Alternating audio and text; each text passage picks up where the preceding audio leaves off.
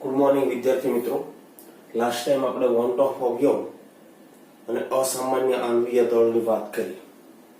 હવે નવા લેક્ચરની અંદર આપણે એ વોન્ટ ઓફ અવયવનો ઉપયોગ ક્યાં કરવો, એના આધારિત દાખલાઓ કઈ રીતે ગણવા એ આપણે શીખવું છે. વિદ્યાર્થી મિત્રો, એના પછી સ્વાધ્યાયના દાખલાઓ આપણે કરવા છે, પણ સ્વાધ્યાયની પીડીએફ હું તમને મોકલી દઈશ. તમારે લોકોએ એની પ્રેક્ટિસ કરવાની છે ખાસ, બરાબર?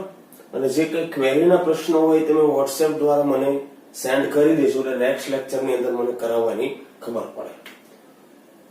જો દાખલો, 25 ગ્રામ બેન્ઝીનમાં ઓગાળેલ 2 ગ્રામ બેન્ઝોઇક એસિડ છે, ધ્યાન રાખજો, અને એ છે દ્રાવ્ય. બેન્ઝોઇક એસિડને આપણે દ્રાવ્ય લઈશું અને બેન્ઝીન છે એ દ્રાવક છે. ઓકે, હવે મિક્સ કરી દ્રાવણ બનાવ્યું તો ઠાર બિંદુમાં અવનયન મળ્યું મને 1.62 કેલ્વિન ડેલ્ટીએફ. બેન્ઝીન માટે મોલલ અવનયન અચળાંક એટલે KF આપ્યો છે 4.9 કેલ્વિન કિલોગ્રામ મોલ ઇનવર્સ. જો એ દ્રાવકમાં બેન્ઝીન દ્વિઅણુ બનાવતો હોય, શું બનાવતો હોય? દ્વિઅણુ બનાવતો હોય તો એસિડના સુયોજન ટકા કેટલા થાય આ આપણે શોધવું છે. વિદ્યાર્થી મિત્રો, બેન્ઝીન એ અધ્રુવીય દ્રાવક છે અને અધ્રુવીય દ્રાવકમાં આંતર આણ્વીય હાઇડ્રોજન બંધ બને એવો પદાર્થ, ધ્રુવીય પદાર્થ ઓગાળી તો મિત્રો ત્યાં સુયોજન થશે. ફરી આપણે લેક્ચરમાં પણ જોયું હતું, ફરી કહું છું કે અધ્રુવીય દ્રાવક કે જેનો ડાઇલેક્ટ્રિક અચળાંક નીચો છે, તો એવા અધ્રુવીય દ્રાવકમાં આંતર આણ્વીય હાઇડ્રોજન બંધ રચી શકે એવો દ્રાવ્ય આપણે ઓગાળી તો ત્યાં સુયોજન થવાનું.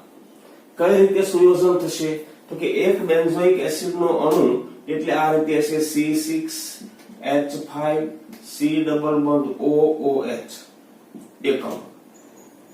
બીજો અણુ આવો હશે C6H5C ડબલ બંધ OOH, બે બેન્ઝોઇક એસિડના અણુ. દ્રાવક અધ્રુવીય છે એટલે બેન્ઝોઇક એસિડના આ OH ધ્રુવીય બંધ છે એની સાથે ઇન્ટરેક્શન નહીં કરે. તો ઇન્ટરેક્શન ધ્યાન રાખજો, એકના કાર્બોક્સિલિકના OH અને બીજાના કાર્બોનિલના O ની વચ્ચે હાઇડ્રોજન બંધ આ રીતે દ્વિઅણુ બને. ટૂંકમાં સુયોજન થવાનું. જો મેં ત્યાં દ્રાવક તરીકે પાણી લીધું હોત તો સુયોજન નહીં થાત, પણ શું થાત? વિયોજન. અહીંયાથી બંધ તૂટે, O માઇનસ અને H પ્લસ છૂટા પડે. કેમ કે પાણીનો ડાઇલેક્ટ્રિક અચળાંક ઊંચો તો આવા ધ્રુવીય બંધને નબળા પાડે એની સાથે ઇન્ટરેક્શન કરીને. જેનો ડાઇલેક્ટ્રિક અચળાંક ઊંચો એ ધ્રુવીય બંધોને એટલા વધુ નબળા પાડે, બરાબર? તો અહીંયા તો એ થવાનું નથી. ક્લિયર? તો મારે સુયોજન કેટલા ટકા થશે એ શોધવું છે. તો એના માટે પહેલા તો મારે વોન્ટ ઓફ અવયવ I શોધવો પડે. વેલ્યુ આપણને જે કાંઈ આપી છે, દ્રાવક છે એટલે W1 બરાબર બેન્ઝીનનું વજન 25 ગ્રામ, દ્રાવ્ય છે બેન્ઝોઇક એસિડ W2 બરાબર 2 ગ્રામ. કેટલા ગ્રામ? 2 ગ્રામ. નેક્સ્ટ વાત કરીએ આપણે તો ડેલ્ટીએફ આપી દીધા છે, ઠાર બિંદુ અવનયન થાય છે તે એ આપ્યું છે 4.9 કેલ્વિન કિલોગ્રામ મોલ ઇનવર્સ. ટૂંકમાં પ્રતિ મોલર સંખ્યા કણોની સાંદ્રતા એ 4.9 કેલ્વિન ઠાર બિંદુ ઘટે, ડાઉન થાય, બરાબર? દ્વિઅણુ બનાવે છે એટલે ધ્યાન રાખજો n બરાબર કેટલા? 2. સુયોજનથી જોડાતા અણુઓની સંખ્યા તો એને n કહેશું આપણે. તો n બરાબર કેટલા? 2. એવી જ રીતે વિયોજનથી છૂટા પડતા આયનોની સંખ્યા તો એને પણ n કહીશું આપણે, n બરાબર 2. ખરેખર આ બેન્ઝોઇક એસિડનું આણ્વીય દળ આપણે શોધીએ m સૈદ્ધાંતિક.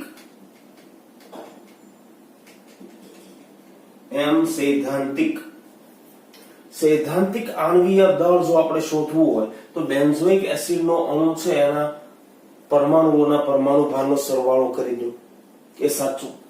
તો 12 × 6 = 72 વત્તા હાઇડ્રોજન 5 ને 1 6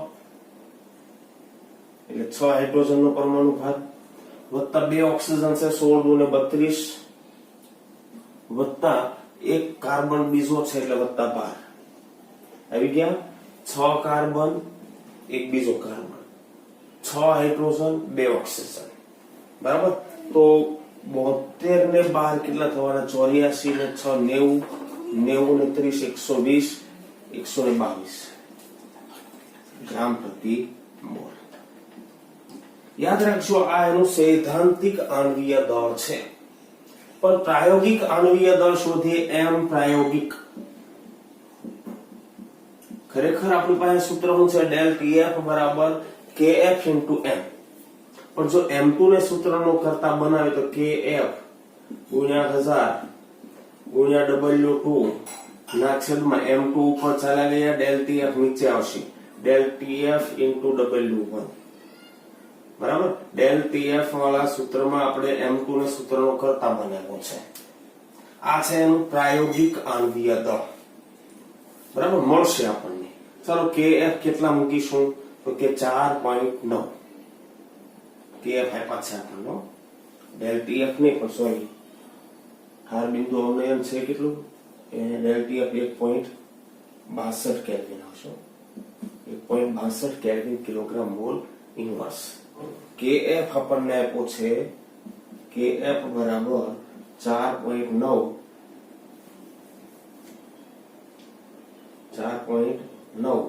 kelvin kilogram mall inverse. Sorry, આપણે વેલ્યુ ઉલટી મૂકી દીધો. ઠાર બિંદુ અવનયન 1.62 કેલ્વિન અને ઠાર બિંદુ અવનયન અચળાંક 4.9 મૂકીએ વેલ્યુ. ચાલો KF કેટલા મૂકું? 4.9 ગુણ્યા 1000, W2 એટલે દ્રાવ્યનું વજન કેટલું મૂકીએ? 2 ના છેદમાં ડેલ TF એટલે પેલો મૂકવાનું 1.62 ગુણ્યા W1 દ્રાવકનું વજન, બેન્ઝીનનું વજન કેટલું છે? 25. સાદું આપીએ, બરાબર. તો આપણને એની વેલ્યુ મળી જશે. તો એમ સૈદ્ધાંતિક આપણે ગણીએ તો વેલ્યુ ગણી આપણે, ચાલો ને. તો વોન્ટ ઓફ અવયવ I બરાબર M સામાન્યના છેદમાં M અસામાન્ય, બરાબર. અથવા તો M સૈદ્ધાંતિકના છેદમાં M પ્રાયોગિક, બરાબર. પ્રાયોગિક રીતે આણ્વીય દળ આપણે પ્રાયોગિક મૂલ્યનો ઉપયોગ કર્યો છે. 1.62 કેલ્વિન ઠાર બિંદુ અવનયન મૂલ્ય પ્રાયોગિક છે, બરાબર. જે સાચા મૂલ્યથી થોડું વધુ કે ઓછું હોઈ શકે એ અસામાન્ય છે. મુખ્ય વેલ્યુ ચાલો. M સામાન્ય કેટલા છે? તો કે 122 ભાગ્યા અસામાન્ય કેટલા? 241.98 લગભગ 42, બરાબર. તો વોન્ટ ઓફ અવયવ આપણે I શોધીએ તો આપણને મળશે 122 ભાગ્યા 241.98. તો I ની વેલ્યુ આપણને મળે છે 0.504, બરાબર. સુયોજન થાય આપણને ખબર છે, અંદર જઈને સંખ્યા કણો ઘટવાના છે, તો વોન્ટ ઓફ અવયવ I ઓલવેઝ લેસ ધેન 1 આવશે, લગભગ 0.5 આવ્યો, બરાબર. જો વિયોજન થયું હોત તો વોન્ટ ઓફ અવયવ I છે એની વેલ્યુ 1 કરતા મોટી હોત, બરાબર. I મળી ગયો. આપણે શોધવા છે સુયોજન ટકા. હું શોધવું છે સુયોજન ટકા. હું આટલો ભાગ હટાવી દઉં છું મિત્રો. આટલો ભાગ સુયોજનમાં અણુનું સુયોજન કઈ રીતે થયું એ આપણે જોયું. હવે આ બધી વેલ્યુઓ પણ હટાવી દઉં છું.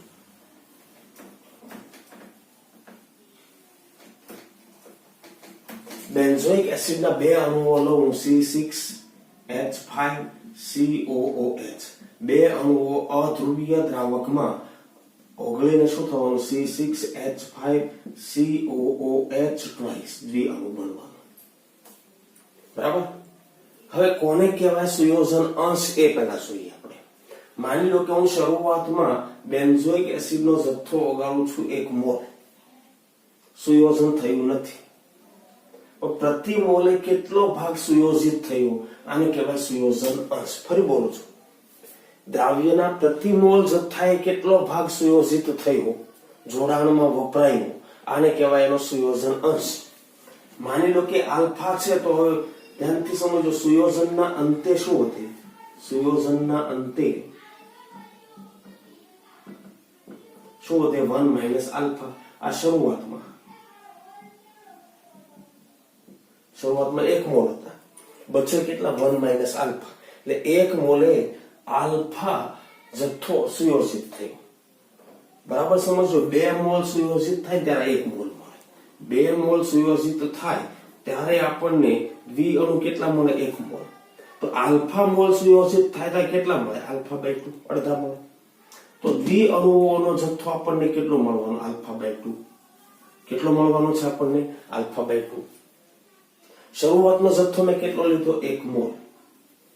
બરાબર. સુયોજનના અંતે એટલે દ્રાવણમાં તમે એને ઓગાળ્યો પછી અંતે પાર્ટિકલ્સ અંદર કેટલા થાય છે? તો કે 1 માઇનસ આલ્ફા, સુયોજન પાયમા વગરનો બેન્ઝોઇક એસિડ.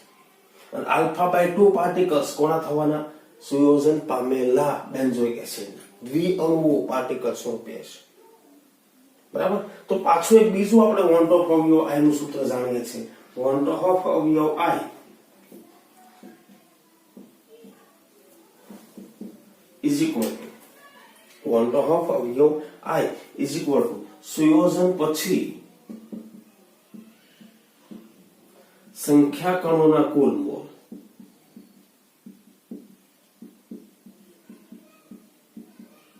ના છેદમાં સુયોજન પહેલા સંખ્યા કણોના કુલ મોલ.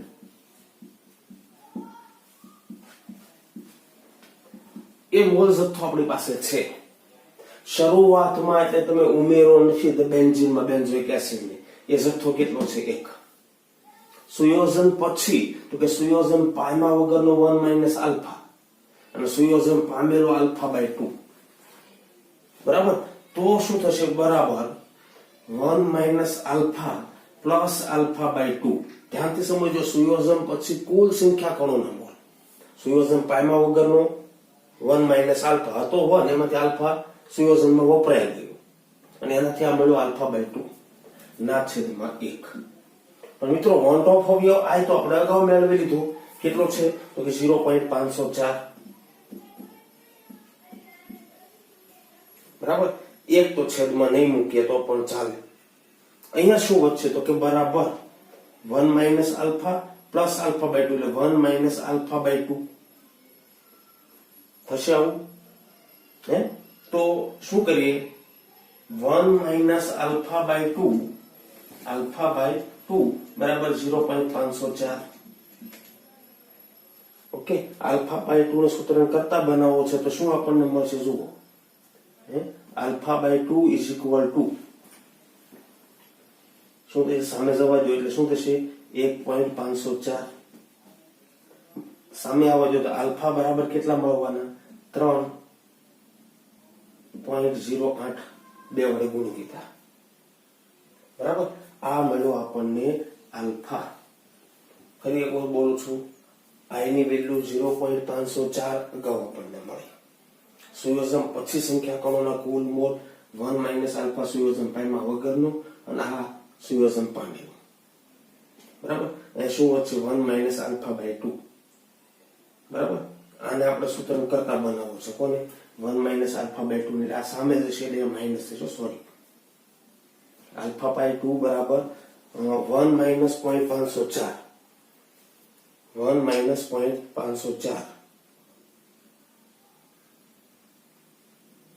એટલે આવશે અહીંયા આગળ 0.496.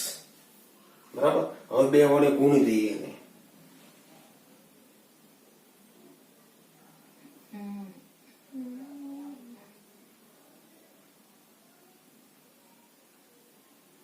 એટલે અહીંયા આલ્ફા બરાબર આવશે 0.992. ધ્યાન રાખશો, આ છે સુયોજન અંશ, પણ આપણે શોધવા છે સુયોજન ટકા. તો મિત્રો, સુયોજન અંશ એટલે પ્રતિ મોલે સુયોજન પામેલો ભાગ અને સુયોજન ટકા એટલે 100 મોલે સુયોજન પામેલો ભાગ. એટલે સુયોજન ટકા આપણે જો મેળવવા હોય, સુયોજન ટકા બરાબર આલ્ફા ગુણ્યા 100. એટલે કેટલી વેલ્યુ થવાની? આને ગુણ્યા 100 કરો તો 99.2. એ બેન્ઝીનમાં બેન્ઝોઇક એસિડ ઓગાળ્યો છે એ 99.2% જેટલો સુયોજન પામી જશે અને 0.8% જેટલો છે એ સુયોજન પામ્યા વગરનો પડ્યો રહેશે. પણ મિત્રો અહીંયા આગળ હું આલ્ફા મૂકું, દાખલાઓ ગણવા માટેની એક શોર્ટ રીત તમને આપી દઉં છું. આ તો ક્લિયર થઈ ગયું તમને. સામાન્ય અને અસામાન્ય આણ્વીય દળ ઉપરથી આપણે આઈ શોધી લીધું. આઈ નું પાછું એક બીજું સૂત્ર મૂક્યું કે જેમાં સુયોજન અંશ આવે છે, બરાબર? એના ઉપરથી આલ્ફા શોધ્યો, આલ્ફા ઉપરથી વિયોજન ટકા, બરાબર? પણ અહીંયાથી એક શોર્ટકટ માટે એક બીજું સૂત્ર બનાવી શકીએ આપણે. માની લો કે આ 0.504 છે, વોન્ટ ઓફ ઓવિયો આઈ લઈ લો. શું લઈ લો? આઈ. તો આઈ બરાબર શું થવાનું છે? તો કે 1 - α/2, બરાબર? બે ભેગા થઈને એક બનાવે છે, ધ્યાન રાખજો. બે અણુઓ ભેગા થઈને એક અણુ બનાવે છે, દ્વિઅણુ. એટલે આને હું n કહી શકીશ, બરાબર? આ સૂત્ર છે એના ઉપરથી ધ્યાનથી સમજો. એક દ્વિઅણુ બનતો ત્યારે એક શોર્ટકટ સૂત્ર બનાવી દઈએ આપણે. શું થશે? તો કે I બરાબર 1 - α/2, બરાબર?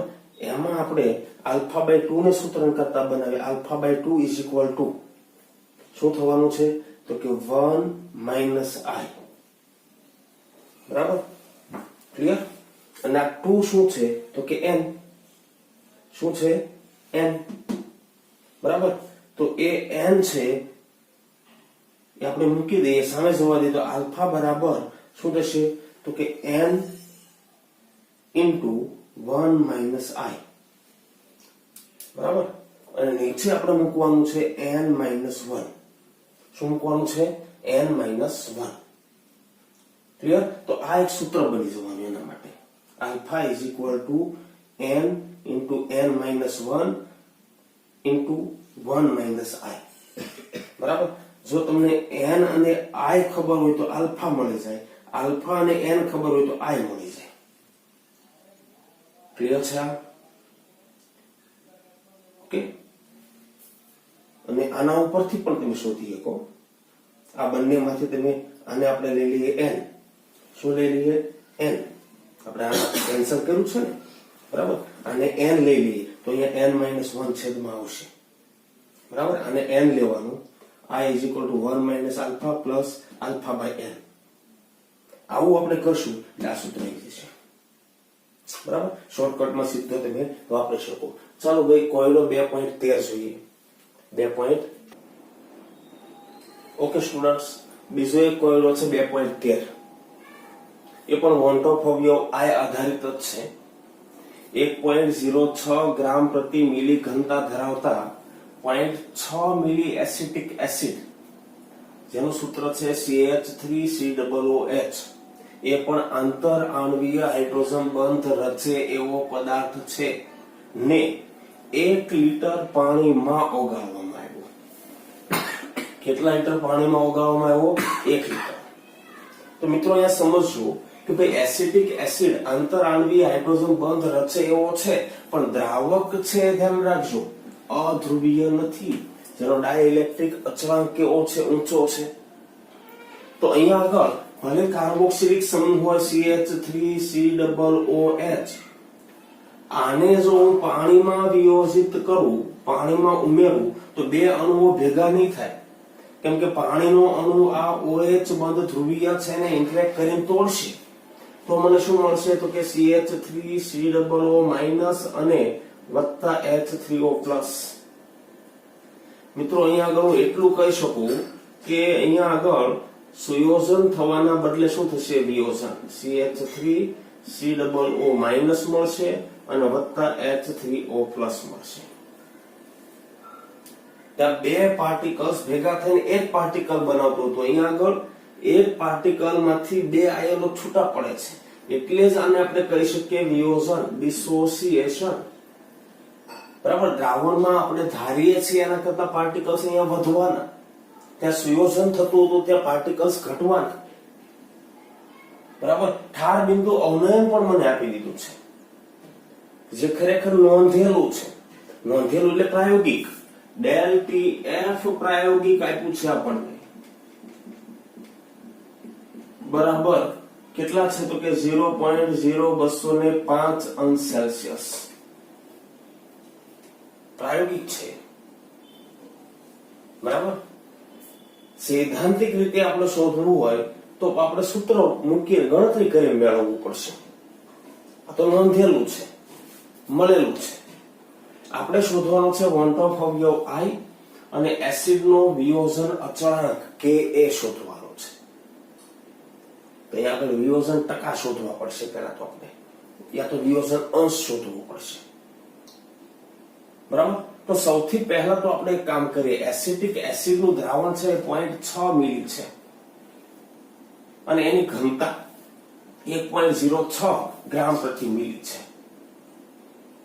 તો મિલી ઉપરથી એસિટિક એસિડના ગ્રામ કાઢી લઈએ, બરાબર ને.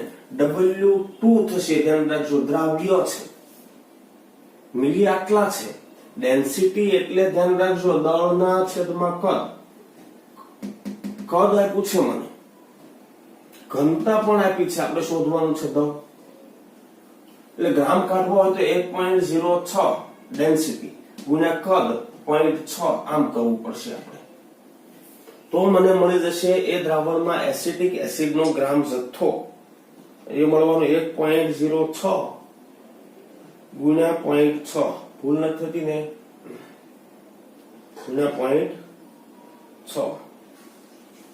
તો આપણને મળવાના છે ગ્રામ એના 0.636 ગ્રામ. તો આપણે તો એ દ્રાવ્યના ગ્રામ નહીં જોઈએ, દ્રાવણ છે 1 લીટર. કેટલું છે? 1 લીટર. ડાયરેક્ટ મોલાલિટી શોધી નાખીએ, બરાબર ને. દ્રાવણની મોલાલિટી, એસિટિક એસિડના દ્રાવણની મોલાલિટી સ્મોલ m બરાબર W2 ગુણ્યા 1000 ના છેદમાં M2 ગુણ્યા W1. 1 લીટર પાણી એટલે ધ્યાન રાખજો 1 કિલોગ્રામ પાણી થવાનું, કેમ કે પાણીની ઘનતા 1.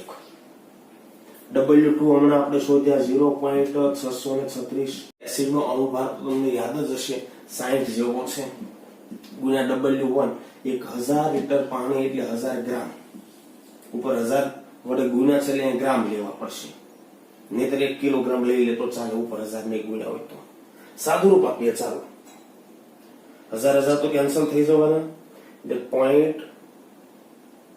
0.636 ભાગ્યા કેટલા થવાના 60, એટલે એની મોલાલિટી આપણને મળશે 0.0106 મોલાર, બરાબર.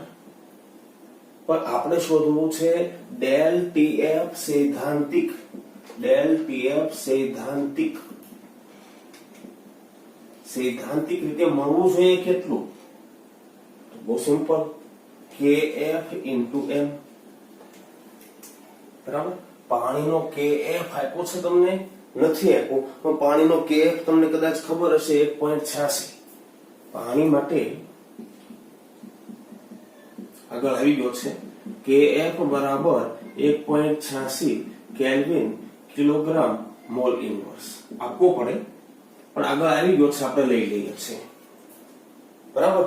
તો KF કેટલો મૂકવું તો કે 1.86 ગુણ્યા મોલાલિટી હમણાં શોધી આપણે, ડેન્સિટી ઉપરથી ગ્રામ શોધ્યા, મોલાલિટી સૂત્ર ઉપરથી મોલાલિટી શોધી, કેટલા આવશે 0.0106. સાદું રૂપ આપીએ, સૈદ્ધાંતિક રીતે ઠાર બિંદુનો ઘટાડો કેટલો થવો જોઈએ એ મળશે આપણને 1.86 ગુણ્યા 0.0106. એટલે આપણને સૈદ્ધાંતિક રીતે ડેલ ટીએફ મળવો જોઈએ 0.0197 છે, બરાબર, અંશ સેલ્સિયસ. આટલો મળવો જોઈતો હતો, બરાબર. એક કામ કરીએ, હવે આપણે શોધી નાખીએ વોન્ટ ઓફ અવયવ I. મળી જાય, કેમ કે સંખ્યાત્મક ગુણધર્મોનું પ્રાયોગિક મૂલ્ય છે તમારી પાસે, સંખ્યાત્મક ગુણધર્મોનું સૈદ્ધાંતિક મૂલ્ય છે, બરાબર. સૂત્ર એના ઘણા બધા છે, સામાન્ય, આણ્વીય દળના છેદમાં અસામાન્ય, સંખ્યાત્મક ગુણધર્મોનું પ્રાયોગિક મૂલ્યના છેદમાં સૈદ્ધાંતિક, સુયોજન વિયોજન પછી સંખ્યાકરણ ના છેદમાં પહેલા સંખ્યાકરણ. બરાબર. તો વોન્ટ ઓફ અવયવ I શોધીએ આપણે. વોન્ટ ઓફ અવયવ I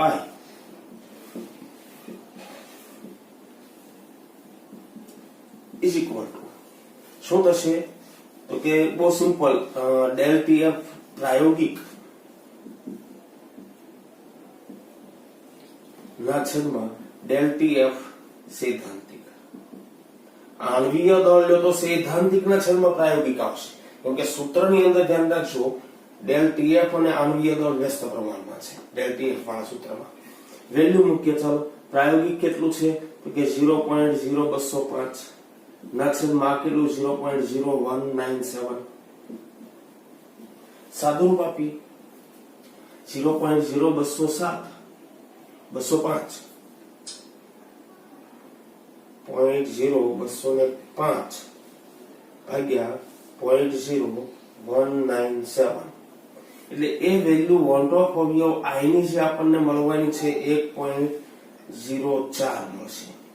વોન્ટ ઓફ અવયવ I મળી ગયો. ક્લિયર? એક કામ કરીએ, પહેલી ગણતરી કરીએ આપણે. ખાલી I ને હજી તો આપણે શોધવો છે આલ્ફા વિયોજન અંશ, અને પછી કે એ શોધવો છે. એક કામ કરીએ, શરૂઆતમાં આના મોલ હું લઈ લઉં 1 મોલ. તો શરૂઆતમાં દ્રાવકમાં એસિટિક એસિડ નહીં નાખ્યો હોય ત્યારે આ કોઈ તો આપણને મળવાના નથી, કેમ કે પાણીમાં તમે એસિટિક એસિડ નાખો પછી વિયોજન ચાલુ થાય. હા, વિયોજનના અંતે વાત કરીએ આપણે. વિયોજનના અંતે તો અહીંયા શું થઈ જવાનું? 1 માઇનસ આલ્ફા. કોઈ જગ્યાએ ટેક્સ્ટબુકમાં x વાપર્યો હશે, 1 - x. તો આ કેટલા બને? x. આ કેટલા બને? x.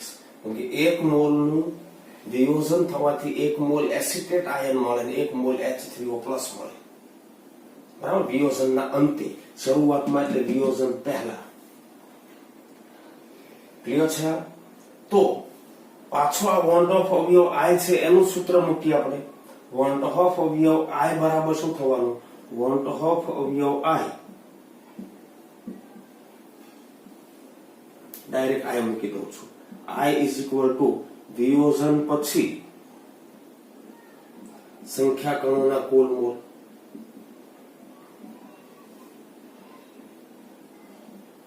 ના છેદમાં વિયોજન પહેલા સંખ્યાકણોના કુલ મોલ.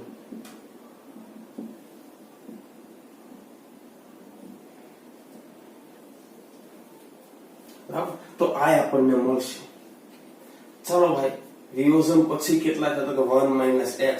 વિયોજન આમાં વગરનો બનેલો વિયોજન થી મળેલા આયન એટલે 1 - x વત્તા x આ વત્તા x.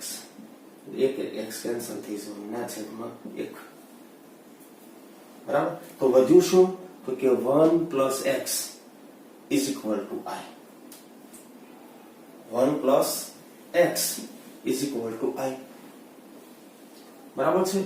તો આગળ જો આપણે એની ગણતરી કરીએ તો આપણે x ને શોધવો છે. આ 1 ખરેખર છે શું? તો કે વિયોજનથી છૂટા પડેલા સંખ્યાકણોની સાંદ્રતા કેટલી છે? 2. સોરી, સંખ્યાકણો કેટલા, આયનો કેટલા છૂટા પડે છે? 2.